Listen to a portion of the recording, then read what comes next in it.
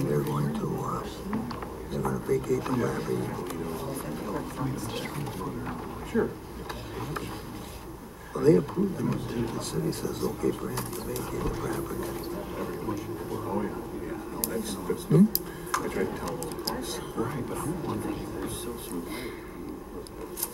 No, they're past AT&T or AT&T.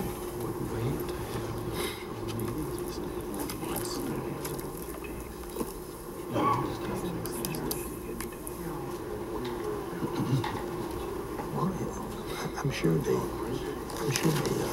gave it to the assessor now. They had it back on there.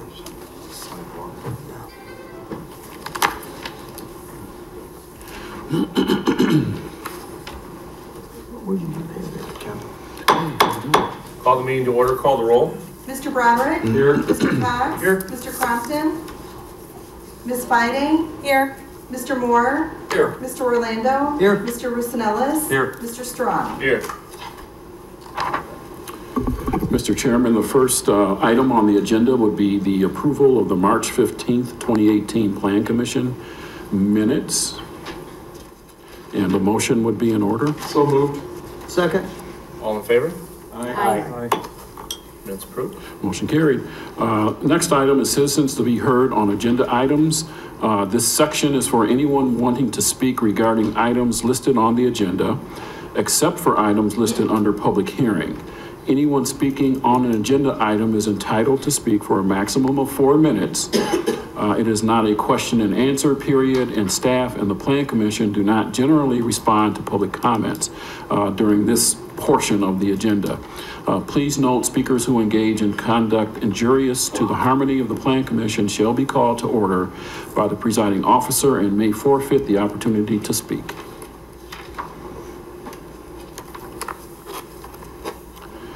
Okay, seeing none. Next item on the agenda is old business.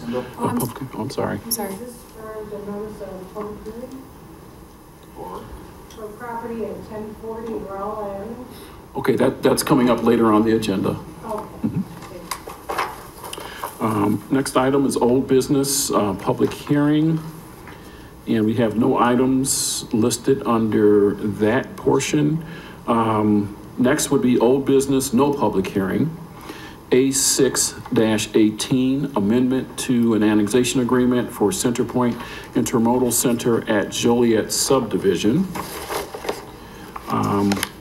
In this matter, the petitioner has requested that the proposed amendment to the annexation agreement for Centerpoint Intermodal Center at Joliet subdivision be tabled to the May 17th, 2018 Plan Commission meeting. The tabling request will allow the petitioner additional time to analyze future dates for future roadway projects within and around their industrial campus. The planning and public works staffs are in favor of this request. And the motion would be in order. Motion's in order for A-6-18 to table. So moved. Second. Call the roll. Ms. Fiding? Aye. Mr. Moore? Aye. Mr. Orlando? Aye. Mr. Russinellis? Aye. Mr. Broderick? Aye. Mr. Cox? Aye. Mr. Strong? Aye. Next item on the agenda is V218, and that is the vacation of 5 feet by 65 of a 5 foot by 65 foot portion of a 25 foot wide public utility and drainage easement. The applicant in this matter is Ross Sheldon, who is the owner. Requested action, vacation of a portion of a public utility easement. The purpose is to allow construction of a deck. Location 3416 Timberlake Drive. The easement size is 5 feet by 65 feet. Existing land use is residential. Surrounding land use and zoning: to the north is R2 single family residential. To the south is R2 single family residential. To the east is R2 single family residential. And to the west is R2 single family residential. Under site history, this property is located in Old Renwick Trail subdivision, which was annexed and zoned R2 along with a preliminary plat in August 2000. The city approved the recording plat for Unit 2 in 2003. Under special information, it was brought to the city's attention in early February of this year that a building permit was never obtained for a deck at this property. When the property owner submitted for approvals, it was determined that the existing deck encroached 5 feet into the 25-foot wide public utility and drainage easement.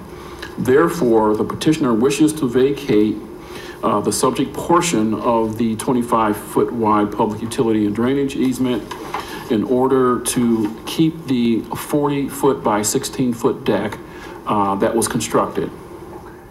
The city's Public Works Department and Utilities Department have no issues with this vacation request. There is a 18-inch storm sewer across the rear of this easement, but not within the area in question. AT&T also has buried utilities across the rear of this easement, but not within the area in question. And that concludes the staff report, Mr. Chairman. Thank you. Could we have the petitioner on this item, please? Please come up to the microphone and state your name for the record.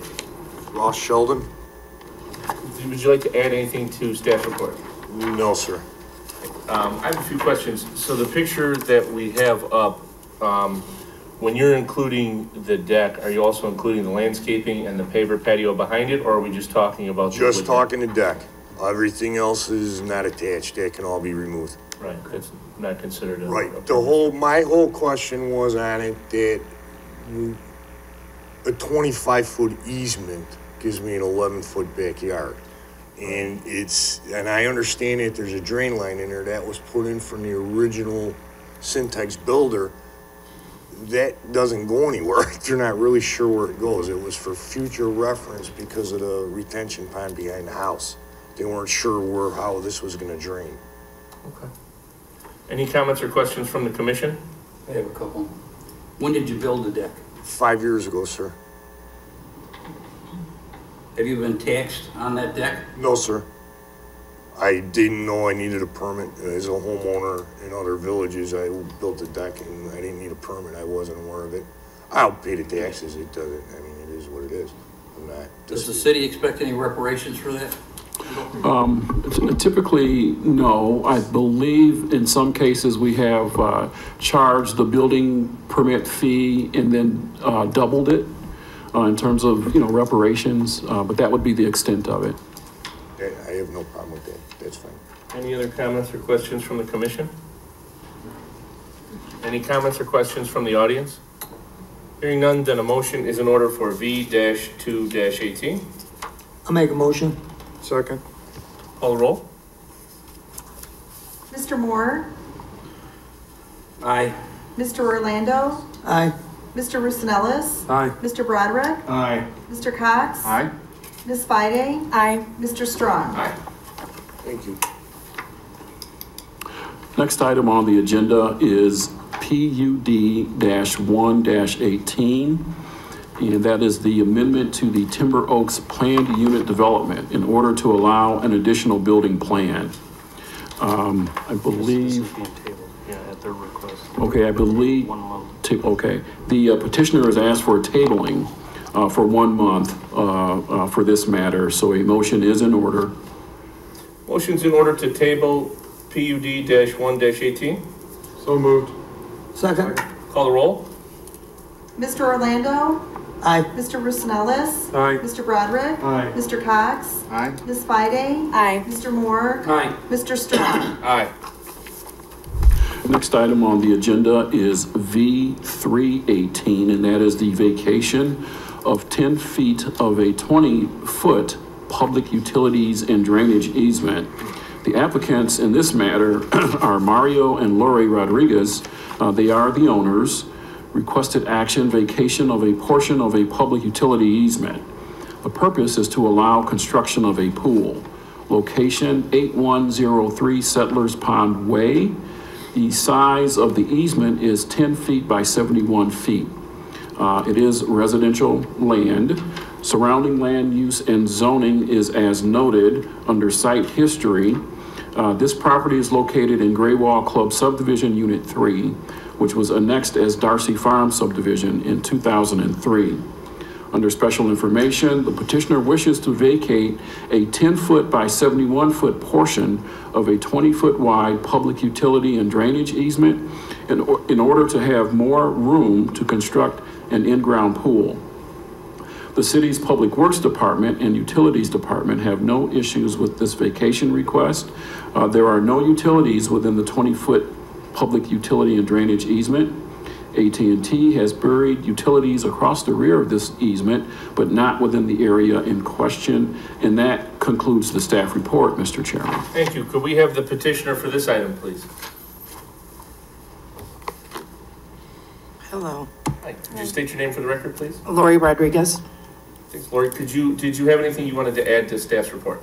No, other than we did have ComEd running all the way through our property line, and we did take care of that. We had them come back out, retrench all the way around our property line, and paid them to relocate the electrical lines. Very good. Any comments or questions from the commission?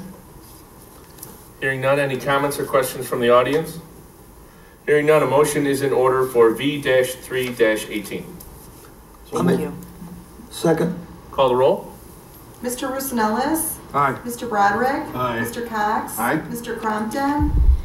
Ms. Fide? Aye. Mr. Moore? Aye. Mr. Orlando? Aye. Mr. Strong? Aye. Motion carries. The next item on the agenda is V4-18, and that is the vacation of 0.4, a 0.439 acre portion of Division Street right-of-way adjacent to 3021 Plainfield Road. The applicant in this matter is RDK Ventures. They are the adjacent property owner. The owner of the right-of-way, of course, is the city of Joliet. Requested action is approval of a right-of-way vacation. Purpose is to allow for redevelopment of the Circle K gas station and car wash. Existing zoning is B3, and that's general business. Location is 3021 Plainfield Road. The size of the vacation would be 0.439 acres. Existing land use, undeveloped right-of-way. Surrounding land use and zoning is as noted. Under site history, the original site was annexed in Zone B3, general business, in 1981 in order to allow construction of a Shell gas station. A special use permit and variations on a setback for a proposed car wash and on landscaping was heard by the Zoning Board of Appeals at their meeting earlier today. Under special information, approval of the proposed vacation of Division Street right-of-way will allow for the future redevelopment of the site with a Circle K gas station slash convenience store and car wash. And I believe we have the site plan and renderings on the screens. The state previously owned a portion of the right-of-way in question, but no longer had interest in its retention and has since incorporated into the city of Joliet jurisdiction. The city's Public Works and Utilities Department is not opposed to the vacation request. As of the writing of this staff report, there have been no other objections from any other utility companies to the vacation request. The exterior of the proposed buildings will have to meet the city's non-residential design standards, and landscaping will need to be installed that meets the requirements of the city's landscape and screening ordinance. The petitioner is separately working with ComEd in order to relocate the existing overhead utility lines that cross through the site. And that concludes the staff report, Mr. Chairman. Thank you. Could we have the petitioner for this item, please?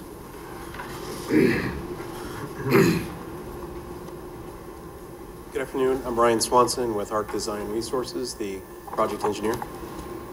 I'm Mark Stinson with RDK Ventures. I'm the real estate representative. And Mike Ryan from the law firm Ryan & Ryan, the attorney for RDK Ventures. Thank you. Is there anything to add to staff's report? We're available for questions. We did bring one other drawing, and if it's helpful, it superimposes the new development on the land that's currently owned and then the piece that we wish to have vacated.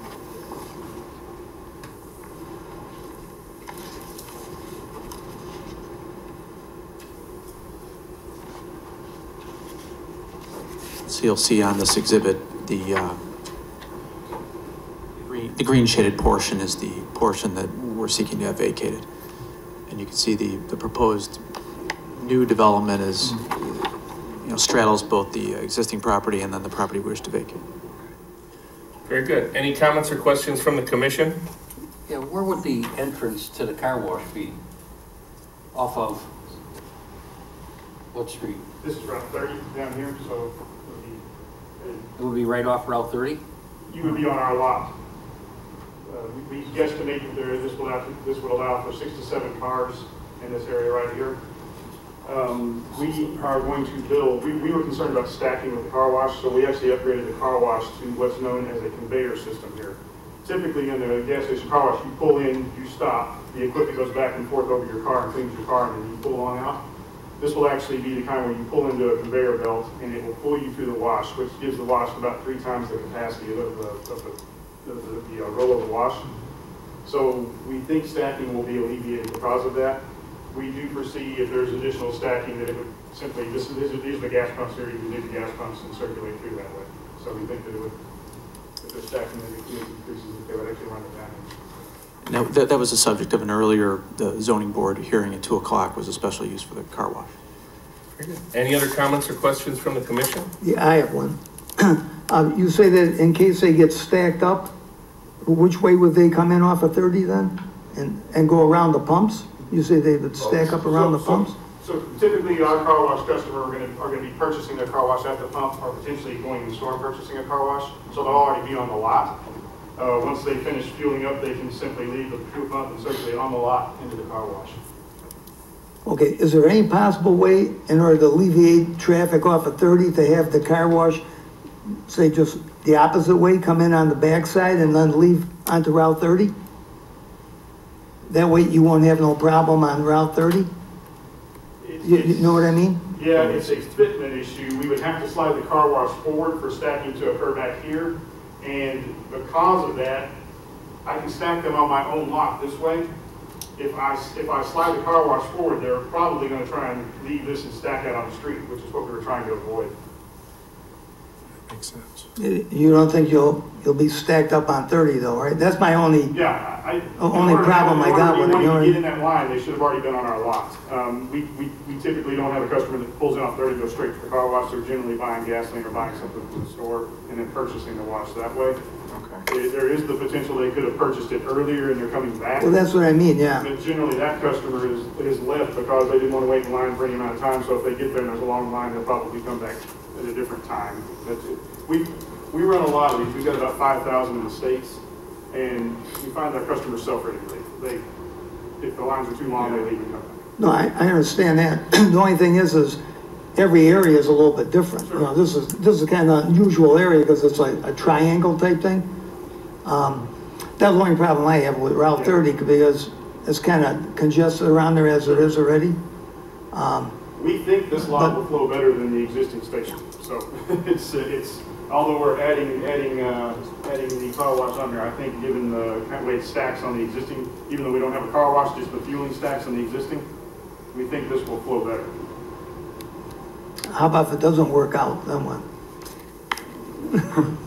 I know it's a hypothetical question, but I mean, have you ever, have the architect ever thought about that? Like they have it instead of coming off of 30 to come on the backside? Have they ever, was there any? We talked about that in our initial meetings with the city, and we just don't want to stack it on 16th Street. And there's no way for them to stack it anywhere else. If they flipped that around and brought it forward, they're not going to meet the setback requirement off of Route 30. Oh, they won't? Structure. No, because if you're going to flip-flop and come all the way back and bring this building all the way up here to utilize what parking lot? I mean, it's not the flow of the building. It looks to me like they have the car wash in the ideal situation. Does the car wash exit off of onto 16th Street? Is that where it exits? There's space for a car outside of it. But like, let's say I'm pulling in, I have to go on 16th and then I go to the light and then I have the option to go on 30 or, okay, that's my question. Any other comments or questions from the commission? Yes, Mike, I think I've got exactly what you said. So if I'm on Route 30 going west, that's where I'm going to pull in. Correct. And then when I exit, I'm going to exit back on 30 going west. You could, or you could exit and come out here to Essington, and you could make the left and go east if you wanted to. Okay. There is a rear entrance and exit back here. And the transaction only takes place either at the gas pump or inside Yeah. your gas Yeah, facility? that's the way they purchase their washes. You know, again, a customer could purchase a wash on Friday that they intend to use on Sure. Sunday, but generally. That's a good way to manage the flow because Right. you get a commitment to buy something else, usually. Absolutely, And absolutely. and that's part of the business. Okay, thank you very much. Any other comments or questions from the commission? Any comments or questions from the audience? Hearing none, then a motion's in order for B-4-18. So moved. Second. Call the roll. Mr. Broderick. Aye. Mr. Cox. Aye. Ms. Fide. Aye. Mr. Moore. Aye. Mr. Orlando. Aye. Mr. Rosanellis. Aye. Mr. Strong. Aye. Motion carries. The next item on our agenda is petition number SRV-1-18, and that is the waiver request for public improvements at 1040 South Rowell Avenue. And I'll just read the addendum to the report, to the original report. The applicant in this matter is Redeemed Church of God in Christ, represented by Howard Wright. The church is the owner of the property. Requested action is approval of waiver of public improvements. The purpose is relief from the requirement to install public sidewalk and streetlights. The existing zoning is R4 multifamily residential. Location 1040 Rowell Avenue, north of Mills Road. Size of the parcel is 2.5 acres. Existing land use potential proposed land use is a church. Surrounding land use and zoning. To the north is residential R4. To the south is residential R4. To the east is light industrial, unincorporated Will County. To the west, light industrial, unincorporated Will County as well. Under site history, building permits have been received for the construction of the church, but are still pending review and approval at this time. Under special information, public sidewalks and streetlights are a required public improvement for development in the city as per the city's subdivision regulations. The petitioner has requested a waiver from the requirement for public sidewalk and streetlights for their proposed church as per the factors listed in the report. The first set of factors, there are 4 factors here. The first one, plat or the lot to be developed contains only partial or isolated improvements, and the proposed improvements will not tie to existing improvements. And the italicized underlined text is the response to the factor. In this matter, there are no existing sidewalk or street light improvements in the immediate vicinity. The next factor would be the adjacent street or streets, road or highway is under the Illinois Department of Transportation's maintenance, and the Illinois Department of Transportation has no immediate plans for any improvements for construction. The response is the adjacent road, which is Rowell Avenue, is under City of Joliet jurisdiction. The next factor, special conditions applicable to the property exist related to its location, public improvements, or the lack of improvements. The response here is no other improvements exist in the immediate area. The waiver will not be materially detrimental to the public welfare, public safety, use, enjoyment, and value of adjacent property. The response is immediately adjacent property is currently vacant and undeveloped. In general, the lack of public improvements presents or may present public safety concerns. Under the next section, which would be the subdivision regulations, section 1.14, paragraph D, factors. Number 1, conformity with the comprehensive plan of the city. Response, there is no sub-area plan for this area. Number 2, conformity with the zoning ordinance of the city. Response, the proposed church is a permitted use in this zoning district. There are no other variance requests with respect to the proposed structure or structures or use. Number 3, conformity with infrastructure and public improvement requirements of the city. Response, does not conform, the waiver would not conform with the city's public improvement requirements. Number 4, effect on the use, maintenance, and improvement of planned city streets and other roads that enter the city. Response, there would be no developmental impact. Number 5, effect on the use, maintenance, and improvement of existing and planned parks, open space, and recreational resources located within the city. Response, no developmental impact. Number 6, effect on the use, maintenance, and improvement of existing and planned schools and libraries located within the city. Response, there is an existing school building, and that would be District 86 Thompson Instructional Center, which is separated from the subject parcel by one intervening parcel. The school has a public sidewalk that terminates approximately 143 feet from the subject parcel. Waiver of the sidewalk for the church would perpetuate the existing gap in the sidewalk network. Number 7, effect on public health. Response, there would be no developmental impact. Number 8, effect on police, fire, emergency, medical, and other improvement safety resources of the city. Response, there would be no developmental impact. Number 9, effect on the taxable value of land in the city, land covered by an annexation agreement, or of unincorporated land located within 1 1/2 miles of the city. Response, there would be no developmental impact. Number 10, effect on municipal and public utilities. Response, no developmental impact. Number 11, effect on drainage and stormwater detention. Response, no developmental impact. Number 12, location and size of the land containing the development. Response, no developmental impact. And finally, number 13, other factors that have a demonstrable impact upon city services and facilities. The response is there will be no developmental impact. And that concludes the staff report, Mr. Chairman. Thank you. Could we have the petitioners on this item, please?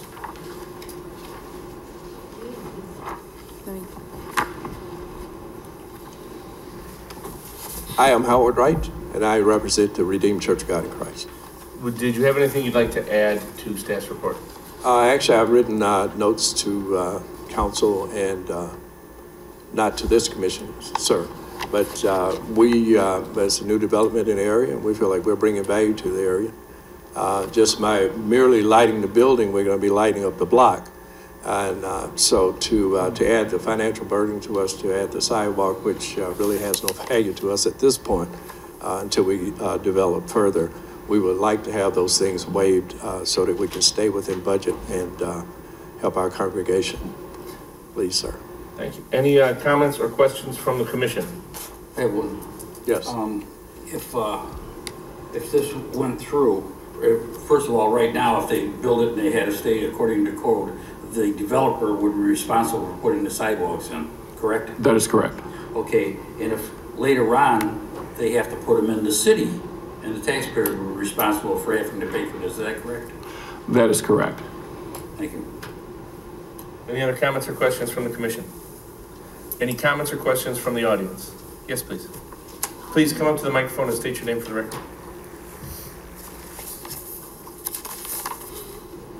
My name is Mary Diaz. I reside right next door to the property in question. There's two things that I wanted to mention. One, there is no street light in front of this property at all. There's one in front of me and there's one all the way down at Ralph's. So I don't know how they'll light it. I don't know if it will pertain to the area. It'll be well lit. And the other question I have, I don't even know if I can address it here right now, that would be on the outstanding water that we have on both properties. The property in question and then my property.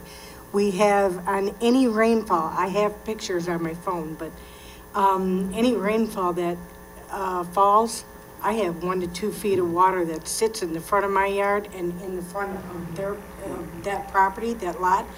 And the pitch to it is it runs north, straight from that lot to my property to the school on down the road.